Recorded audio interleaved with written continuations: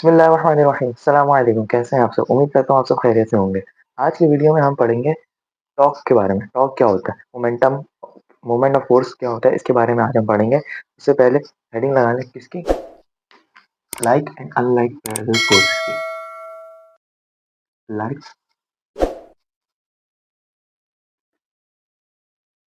And unlike parallel force.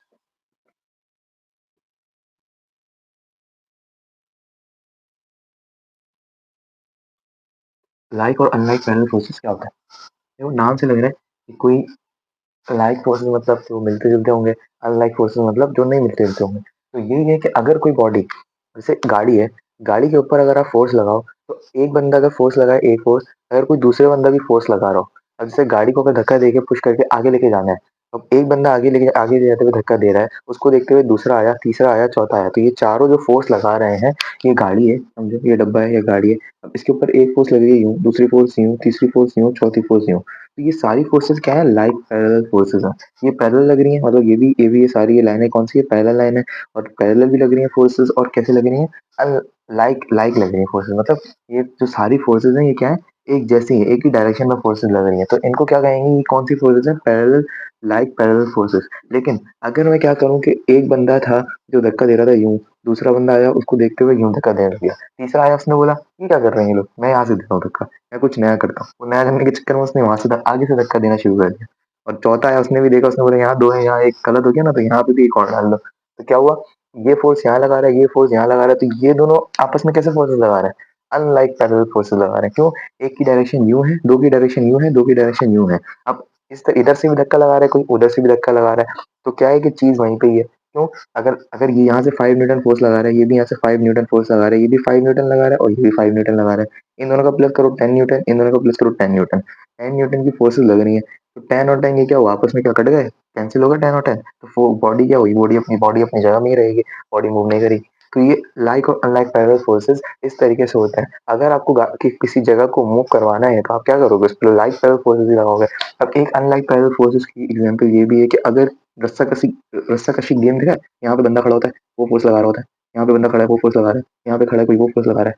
ऐसे तीन यहाँ खड़े हैं, तीन यहाँ खड़े हैं, तीन यहाँ खड़े हैं, तीन यहाँ खड़े हैं, ऐसे फोर्सेस लग रही हैं। तो ये क्या है? कि अनलाइक पैरेलल फोर्सेस है। ये दोनों क्या चाह रहे हैं कि ये इसके पाले में आ जाए या ये इसके पाले में आ जाए, किसी तरीके से दोनों क्या चाह रहे हैं कि हम जीत जाएं। ये बॉल अगर इनके पाले में चली गई तो ये जीत गए, ये बीच में जो होता है कुछ भी जो भी होता है वो यहाँ चले गए तो ये जीत गए। तो ये क्या है? ये अनलाइक पैरेलल फोर्सेस लगा रहे हैं, दोनों क्या चाह रहे हैं? दोनों अपोजिट डायरेक्शन में फोर्सेस लगा रहे हैं, तो ये होती है अनलाइक पैरेलल फोर्सेस। और अगर किसी गाड़ी को धक्का देना हो तो वो क्या होगा? अब एक बंदे से तो गाड़ी धक्का दे स्टार्ट होने वाली नहीं है, तो दो तीन बंदों से ही गाड़ी क्या धक्के में स्टार्ट होती है। तो दो तीन बंदे क्या लाइक पैरेलल फोर्सेस लगाते हैं, सारी पैरेलल फोर्सेस लगा रहे होते हैं और वो क्या होती है? एक ही डायरेक्शन में फोर्सेस। लाइक पैरेलल फोर्सेस क्या होता है?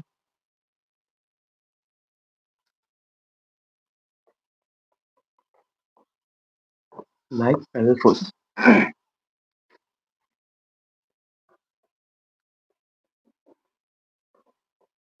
force applied on a body and all forces applied on a body same direction.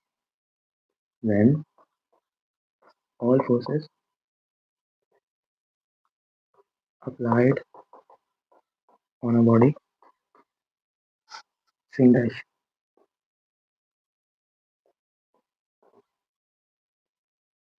जब सेम डायरेक्शन में तमाम फोर्सेस को बॉडी पर अप्लाई किया जाए तो बॉडी क्या होगी? वो तमाम फोर्सेस क्या कहलाएंगी? वो क्या है? Parallel, like parallel forces. और अनलाइक पैरेलल फोर्सेस क्या होंगी? इसका उलट।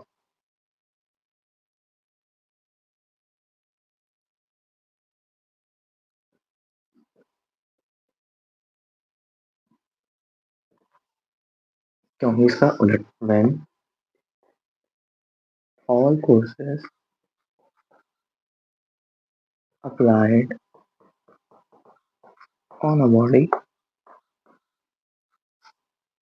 in opposite directions। अगर एक, दो या दो से ज्यादा फोर्सेस अपोजिट डायरेक्शन में फोर्स लगा रही हो तो उन फोर्सेस को क्या बोलेंगे? वो क्या है? Unlike parallel forces. तो ये पैरेलल और अनलाइक पैरेलल फोर्सेस का अब एडिंग है किसकी? मूवमेंट ऑफ फोर्स यानी टॉर्क की।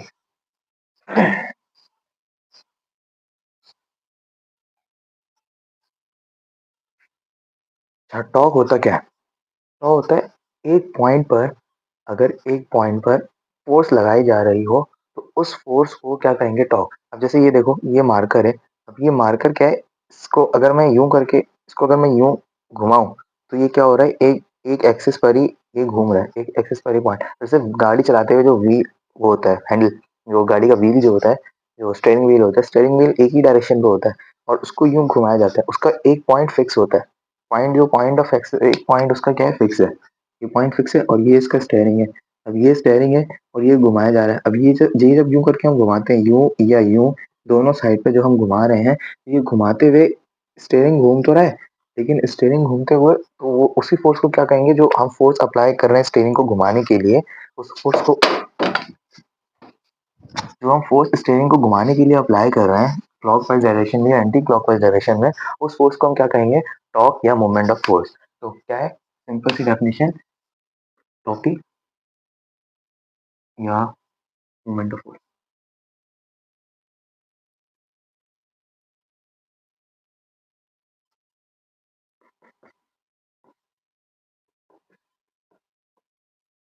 टॉर्क या मोमेंट ऑफ फ़ोर्स की क्या डेफिनिशन होगी? The turning effect of force,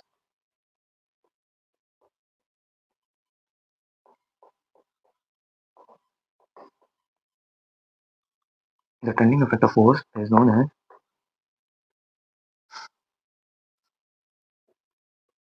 torque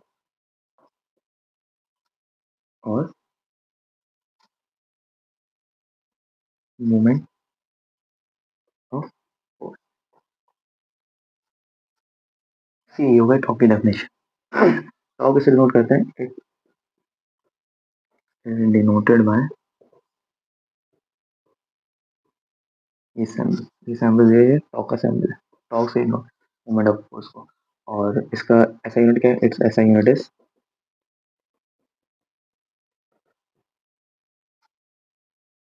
Newton metre. Formula क्या है इसका? टॉर्क किसके बराबर होता है? टॉर्क बराबर है F into displacement. F into S, S का मतलब डिस्प्लेसमेंट होता है।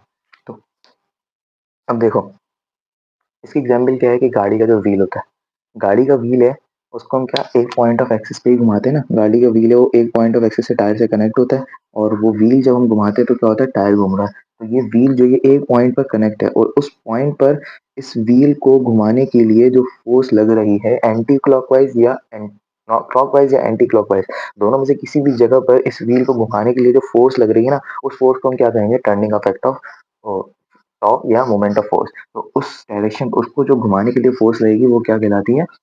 Moment of force. इसी तरीके से जो ये गेम होता है, ये तकरीबन सबने खेला ही होगा, बैलेंस बैलेंस करना पड़ता है जिसमें। तो यहाँ पे क्या होता है, एक जगह अगर एक बंदा बैठा है, उसका वेट है 5 और उसका मास है कितना? 5। और यहाँ पे जो बैठा है उसका भी मास कितना है? 5 है। तो ये क्या है? बैलेंस है।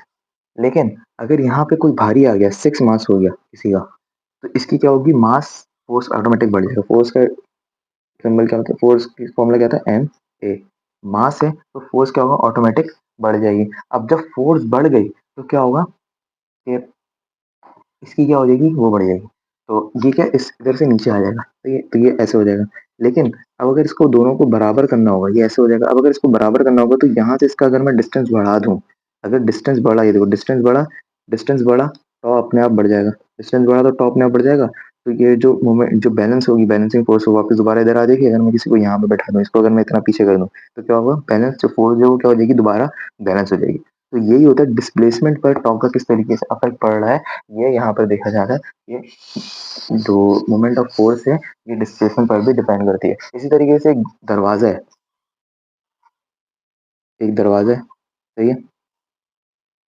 ये दरवाजा है और ये उसकी क्या है? क्लिप, से वो हैंडल हैंग। अब अगर आप यहाँ से इस क्लिप के करीब से अगर फोर्स लगाकर दरवाजे को बंद करने की कोशिश करोगे, तो क्या होगा? आपकी जो फोर्स है वो ज़्यादा लग रही होगी। यहाँ से अगर आप क्लिप के करीब से फोर्स लगाओगे, तो आपकी फोर्स टॉ जो मोमेंट ऑफ फोर्स जो ये क्या होगी? ज़्यादा लग रही होगी। लेकिन अगर आप यहाँ से इसको बंद करने की कोशिश करो, तो क्या होगा? वो फोर्स बहुत कम हो जाएगी। नॉर्मल फोर्स, नॉर्मल जिस तरीके से दरवाज़ा बंद किया जाता है, उस तरीके की फोर्स हो जाएगी। तो ये क्या हुआ? डिस्टेंस पर डिपेंड किया। क्या होगा? यहाँ से अगर फोर्स लगाओगे तो ज़्यादा देगी, यहाँ से लगाओगे तो कम देगी। ये था मूवमेंट ऑफ फोर्स क्या होता है। अब इसके प्रिंसिपल है, इसकी दो तरीके के फोर्सेस मूवमेंट ऑफ फोर्सेस होते हैं। एक क्या होता है क्लॉकवाइज, और एक होती है एंटी क्लॉक, एंटी क्लॉकवाइज। एक होगा क्लॉकवाइज, एक होगा एंटी क्लॉकवाइज। ये दो टाइप्स के क्या होते हैं टॉर्क होते हैं, मूवमेंट ऑफ फोर्सेस होती हैं। एंटी क्लॉकवाइज से नाम से ही लग रहा है कि क्या होगा उसमें, एंटी क्लॉकवाइज डायरेक्शन पे क्या होगी, मूवमेंट होगी क्लॉकवाइज। और एंटी क्लॉकवाइज से नाम से ही एंटी क्लॉकवाइज डायरेक्शन पे उसकी क्या होगी, मोशन जो है उसको एंटी फोर्स जो है वो एंटी क्लॉकवाइज या क्लॉकवाइज लग रही होगी। तो ये दो तरीके की क्या होती है मूवमेंट ऑफ फोर्सेस। अब इनका एक प्रिंसिपल होता है, प्रिंसिपल क्या है,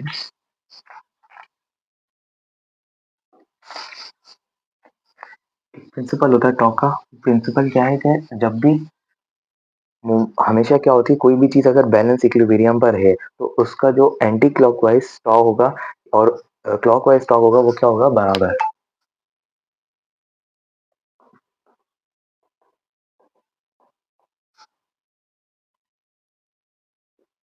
तो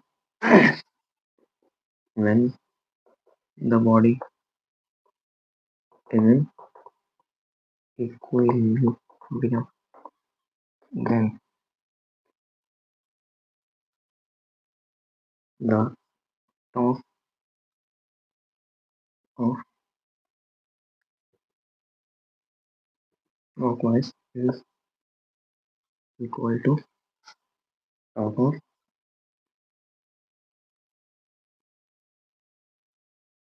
anti clockwise डायरेक्शन। जो क्लॉकवाइज डायरेक्शन से फोर्स लग रही है वो किसके बराबर हो जाएगी, एंटी क्लॉकवाइज। यानी all the forces applied on anti clockwise is equal to clockwise direction, then the body is in equilibrium।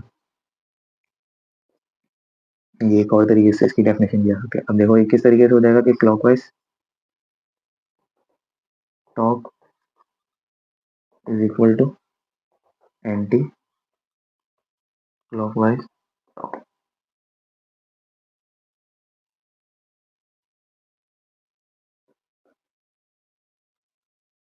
ठीक है, ये क्या हो गई, clockwise torque equals to anti clockwise torque. ये किसकी कंडीशन हो गई कि इस टाइम पर बॉडी क्या होगी, इक्विलिब्रियम पर होगी। जैसे इसकी एग्जांपल वही, अगर यहाँ पर कोई बैठा है और यहाँ पर कोई बैठा है तो ये क्या है, इक्विलिब्रियम पर है, स्टेबल है। ये दोनों का टॉप जो है लेफ्ट साइड का, यानी क्लॉकवाइज टॉप जो लग रहा होगा वो, और एंटी क्लॉकवाइज ये इसी तरीके अगर ये नीचे नीचे आ रहा है तो क्लॉकवाइज टॉप है ना, अगर ये ऐसे घूमेगा क्लॉकवाइज टॉप और एंटी क्लॉकवाइज टॉप के दोनों क्या होंगे, बराबर। तो ये बॉडी किस पर है, इक्विलिब्रियम पर, यानी स्टेबल स्टेट पर है। ठीक है, अब देखो एक और चीज, centre of gravity, centre of mass क्या होता है।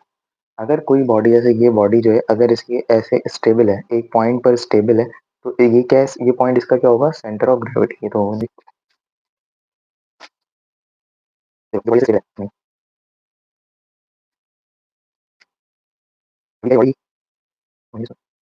छोड़, देखो बॉडी जब भी कोई स्टेबल है, ये स्टेबल है, अब ये स्टेबल है, इसकी जो एंटी तो ये स्टेबल है तो इसका ये पॉइंट क्या होगा, सेंटर ऑफ ग्रेविटी। कोई भी बॉडी अगर किसी जगह पर स्टेबल हो जाए तो वो उसका क्या कहलाएगा, उसका क्या है, सेंटर ऑफ ग्रेविटी। जैसे सर्कल है, सर्कल का सेंटर ऑफ ग्रेविटी हमेशा क्या होता है, मिड पर। लेकिन अगर कोई डायरेक्शन, कोई बॉडी इस तरीके से है टेढ़ी मेढ़ी, तो उसका सेंटर ऑफ ग्रेविटी कहाँ, कहीं ना कहीं होगा, तो वो उसका क्या कहलाएगा, सेंटर ऑफ ग्रेविटी। तो यही होता है सेंटर ऑफ ग्रेविटी, हेडिंग लगाओ कि सेंटर ऑफ ग्रेविटी होता क्या है, तो अब हम पढ़ेंगे।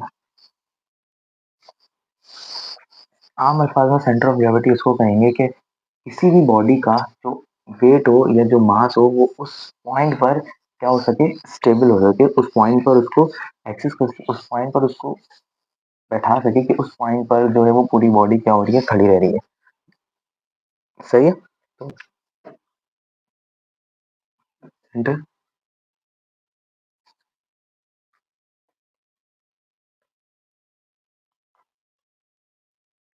ऑफ ग्रेविटी या सेंटर ऑफ मास, तो दोनों कहते हैं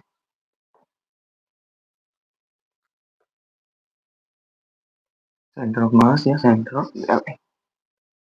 तो क्या होता है ये कि कोई भी बॉडी अगर उसका जो पूरी बॉडी का जो मास है उसको अगर एक पॉइंट पर रख दिया जाए और वो बॉडी अगर स्टेबल हो जाए, तो उस पॉइंट को उसका क्या कहेंगे, ये क्या है उसका सेंटर ऑफ मास, ठीक है? तो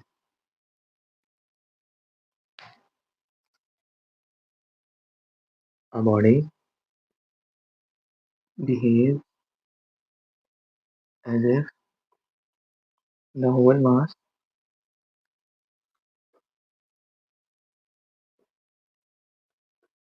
is concentrated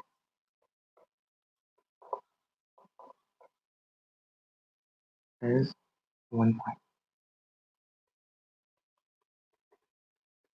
is known as center of gravity.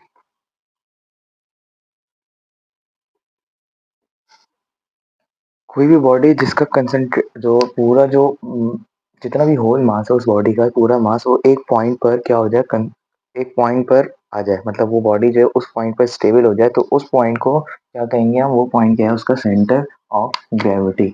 इसको मालूम करने के बहुत से तरीके होते हैं, तो एक तरीका इसका आसान सा, वो तकरीबन 9 या मेट्रिक क्लास के स्कूल के प्रैक्टिकल्स में भी आता है। वो तरीका कौन सा है, ये एक यहाँ पर एक डोरी को रस्सी बांध देते हैं या धागा कह लो, और उसमें क्या एक चीज को टांग देते हैं, एक समझिए पेंडुलम टाइप का बना देते हैं, और उसकी जो उसको एक समझिए ये जो है ना, ये क्या ग्रेविटी इसको खींच रही है, ग्रेविटी इसके ऊपर अप्लाई हो रही है, तो ये बिल्कुल सेंटर ऑफ ग्रेविटी पे क्या है, पॉइंट है। तो इसका जो अब यहाँ पर एक किसको रख देंगे समझो इस तरीके से, रैंडम किसी शेप के कोई भी एलिमेंट को। अब ये जो है ये जहाँ पर से यहाँ पर रुका, तो ये इसका क्या हो गया, एक पॉइंट। अब इसको किसी और एंगल से रखेंगे, फिर किसी और एंगल से रखेंगे, ऐसे ही बहुत सारे एंगलों से रखकर, ऐसे जैसे एक लाइन यहाँ आ गई, एक लाइन फिर यहाँ आएगी, एक लाइन यहाँ से आ गई, फिर एक लाइन यहाँ से आ गई, तो ये वाला जो पॉइंट इसका हुआ, ये पॉइंट इसका क्या कहलाएगा, ये कौन सा पॉइंट है, सेंटर ऑफ ग्रेविटी। तो इस पॉइंट पर अगर उस बॉडी को हम स्टेबल करना चाहें, तो वो पॉइंट क्या, उसकी एक उंगली से भी वो बॉडी स्टेबल हो जाएगी। जैसे कभी स्कूल में कॉपी वॉपी घुमाई हो एक उंगली पर रख के, तो वो पॉइंट उसका जो क्या होता है, जहाँ से आप कॉपी को घुमा रहे होते हो, वो उसका क्या है, उसका सेंटर पॉइंट है, वो उसका क्या है, सेंटर ऑफ ग्रेविटी है। तो उस पॉइंट पर वो बॉडी जो है वो क्या है, स्टेबल है। वो एक पॉइंट बॉडी का पूरी बॉडी के मास को इस तरीके से डिवाइड करता है कि उस एक पॉइंट पर पूरी बॉडी क्या हो रही है, स्टेबल हो जा रही है, रुक जा रही है। सही है, तो ये था पूरा सेंटर ऑफ ग्रेविटी का कॉन्सेप्ट। उम्मीद करता हूँ आपको टॉप सेंटर ऑफ ग्रेविटी वगैरह समझ आया होगा। कोई सवाल हो तो कमेंट बॉक्स में जरूर पूछेगा, मिलेंगे जल्दी। वीडियो को लाइक शेयर कमेंट वगैरह कर दें, मिलेंगे जल्दी, तब तक के लिए अस्सलाम वालेकुम।